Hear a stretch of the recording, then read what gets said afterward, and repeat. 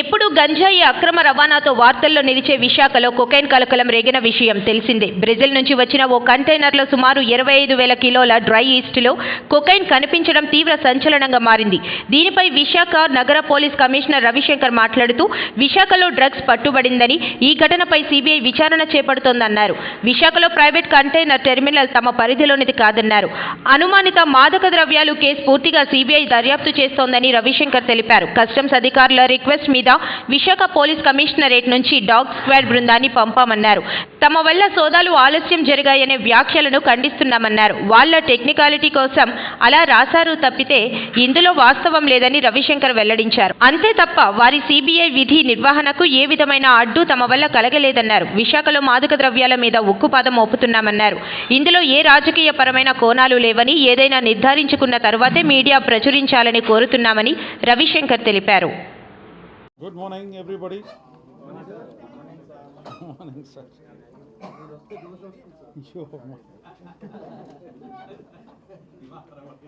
खराब हो रहा है. हो गया. Good morning, everybody. Today I've called this press meet.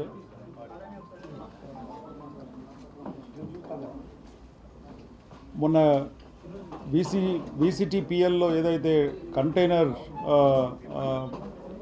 దొరికిందో, allegedly carrying suspicious drug related items, ఈ కేసు ఏదైతే ఉందో అది సిబిఐ వాళ్ళు చూస్తున్నారు మొత్తం. ఓకే, సో వాళ్ళకు వచ్చిన ఇంటర్పోల్ నుంచి వచ్చిన ఇన్ఫర్మేషన్ మీద వాళ్ళ బృందం, వాళ్ళ టీం మన వైజాగ్లో ఉన్న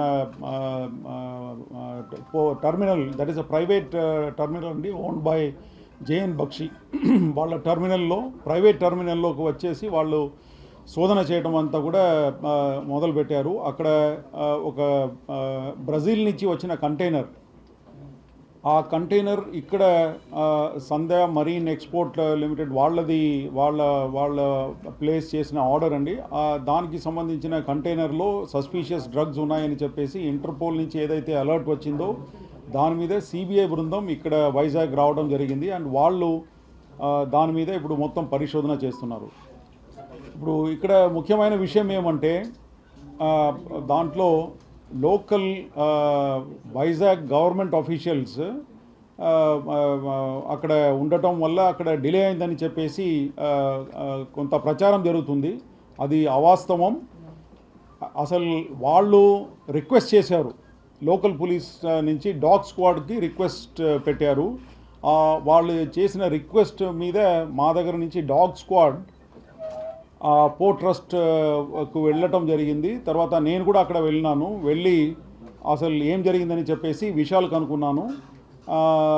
అంతవరకే. కానీ దాని తర్వాత వాళ్ళకు ఈ డాగ్ స్క్వాడ్ అవసరం లేదని చెప్పి అక్కడ ఉన్న డిఎస్పి సిబిఐ, తర్వాత అక్కడ ఉన్న కస్టమ్స్ ఎస్పీ, కస్టమ్స్ సూపరింటెండెంట్ చెప్పడం జరిగింది. దాని మీద వెంటనే రిటర్న్ వచ్చేసినాము. కానీ అక్కడ డిలే అని చెప్పేసి ఏమీ జరగలేదు. తర్వాత ఆ పదం ఏదైతే వాళ్ళు సిబిఐ వాడారో అదంతా కూడా వాళ్ళ టెక్నికల్ టర్మ్స్ అండి.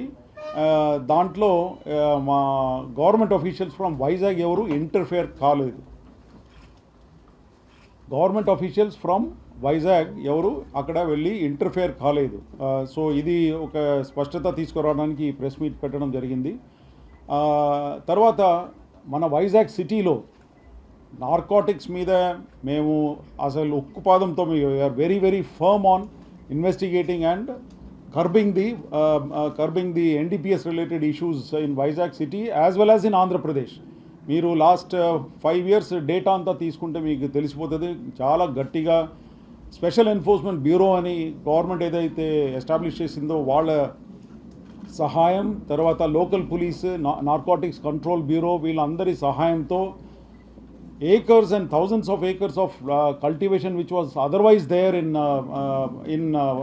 Andhra Pradesh area, in the ఏమంటారు agency area lo, all that has been cleared off andi. Satellite pictures have also been taken and documented to that effect, that before after pictures when the operation was started, what was the area which was under cultivation of ganja, and ma operation చేసిన తర్వాత ఇప్పుడు గంజాయి ఎంత ఉందని చెప్పేసి కూడా స్పష్టంగా satellite image by independent government of India agency ద్వారా డాక్యుమెంట్ చేసి పెట్టుకున్నామండి. సో ఇప్పుడు నిన్న కూడా ఏదైతే గాంజా 210 kgs గాంజా ఏదైతే సీజ్ చేసినామో ఇదంతా కూడా ఒక రకంగా చెప్పాలంటే ఒరిస్సా అంటే మల్కాన్గిరి ఆ dense forest areas of Orissa bordering Orissa అక్కడ నుంచి ఇదంతా కూడా రావడం జరుగుతుంది. ఎందుకంటే పట్టుకున్న వ్యక్తులే చెప్తున్నారు, పట్టుకున్న నిందితులే వాళ్ళే చెప్తున్నారు. They are confession, they are telling that they are coming from Koraput or Malkangiri or Jaipur district.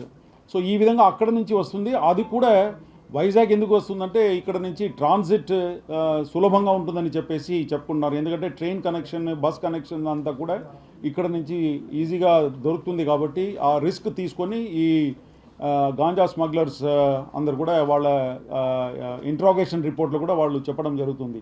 So ఈ విధంగా Vizag city is otherwise a very safe city. ఇక్కడ గాంజా కన్సంప్షన్ కానీ గాంజా ఏదో ఆర్గనైజ్డ్ క్రైమ్ రూపంలో వైజాగ్ సిటీలో జరుగుతున్నట్టు లేదు.